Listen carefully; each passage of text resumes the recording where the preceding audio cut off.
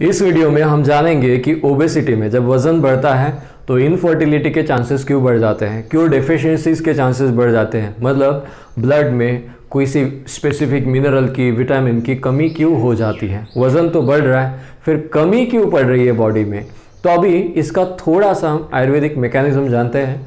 देखिए, हमारे बॉडी में 7 धातु होते हैं: रस, रक्त, मांस, मेद, अस्थि, मज्जा और शुक्र। जब हमारा वज़न बढ़ता है तो ज़्यादातर जो शरीर का न्यूट्रिशन है, जो अभी हमें आहार रस से मिलता है, हमने कुछ खाना खाया, डाइजेशन हुआ, उसके बाद वो बॉडी में ब्लड के थ्रू अलग अलग धातुओं का पोषण करता है। सबसे पहले वो रस धातु को बनाता है, जो कि बॉडी का मेनली लिक्विड कंटेंट है। अभी जो मेद धातु है ओबेसिटी में वो सबसे ज़्यादा बनने लगता है। उसके बाद है अस्थि, मज्जा और शुक्र। अस्थि धातु को आप आपके स्केलेटल पार्ट से कोरिलेट कर सकते हैं, बोनी पार्ट से, बोन्स से वगैरह।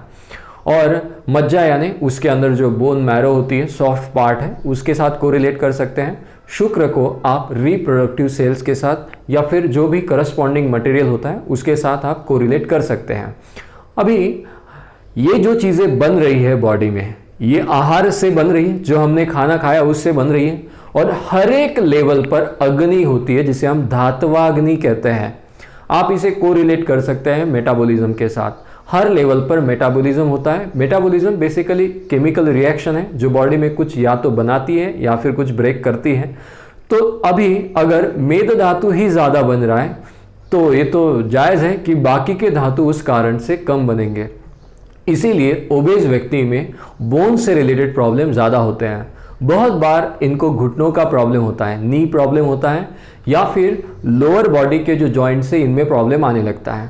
तो ये बताया जाता है कि ज़्यादा वज़न होने की वजह से, उस जॉइंट के ऊपर ज़्यादा वज़न आने की वजह से जॉइंट खराब होने लग गया है। ये भी सही कारण है, लेकिन पूर्ण कारण नहीं है। इसका पूर्ण कारण है कि सिर्फ मेद धातु की तरफ ज़्यादा से ज़्यादा पोषण जाने की वजह से अस्थि धातु कमज़ोर हो रहा है, अस्थि धातु कम बन रहा है।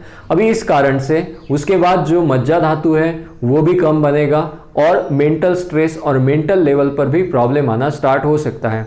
और उसके बाद है शुक्र धातु, फिर ये इनफर्टिलिटी की तरफ भी जा सकता है। इसीलिए जब ओबेज व्यक्ति आपको बताते हैं ये कंप्लेंट जिसमें कोई डेफिशिएंसी है, बोनी प्रॉब्लम है, इनफर्टिलिटी है, तो इसका कारण वन ऑफ द रीज़न ये है कि सिर्फ मेद धातु की तरफ ज़्यादा से ज़्यादा पोषण जाने की वजह से बाकी धातु कम बनने लगते हैं। अभी बात है वज़न बढ़ने की और वज़न कितना होने की। बहुत से लोग जो है इनका वज़न नेचुरली ज़्यादा होता है, जो बेसिकली कफ प्रकृति है, इनमें नेचुरली वज़न आप ज़्यादा देखेंगे। तो उस केस में हमें जो बॉडी हाइट और वेट का रिलेशन होता है वो उधर नहीं चलता है। कुछ लोगों को अगर नेचुरली एक्टिव लगता है, बॉडी बिल्कुल हेल्दी रहती है और ज़्यादा वज़न और वो कम करने की कोशिश करेंगे तो उनको वीकनेस आता है, तो उनके लिए वो वज़न जो है, वो वेट जो है वो स्टेबल रहता है। हर एक व्यक्ति की प्रकृति अलग अलग होती है, सो सिर्फ हाइट और वेट का क्राइटेरिया हर एक व्यक्ति में मैच नहीं होता है। आशा करता हूँ इस वीडियो से आपको एक कारण मिला होगा कि क्यों ओबेज व्यक्ति में वज़न बढ़ता है पर डेफिशिएंसीज रहती है, कमज़ोरी इंटरनली रहती है, इनफर्टिलिटी का कारण होता है। और ये भी आपको समझ आया होगा कि हर बार वेट और हाइट का रेशो या हाइट का रिलेशन हमेशा सही नहीं होता। हर एक की प्रकृति अलग होने के कारण हर एक में वज़न और हाइट का रिलेशन अलग अलग हो सकता है। Thank you so much for your time. आशा करता हूँ इस गुरु पूर्णिमा के दिन आपने कोई ना कोई अच्छा संकल्प ज़रूर लिया होगा। आप सभी को बहुत बहुत धन्यवाद। आप हमेशा ही हमारे वीडियोस को लाइक करते हैं। हमारे चैनल को सब्सक्राइब करने के लिए आपके समय के लिए बहुत बहुत धन्यवाद। और आप सभी के गुरुओं को सादर प्रणाम। Thank you so much.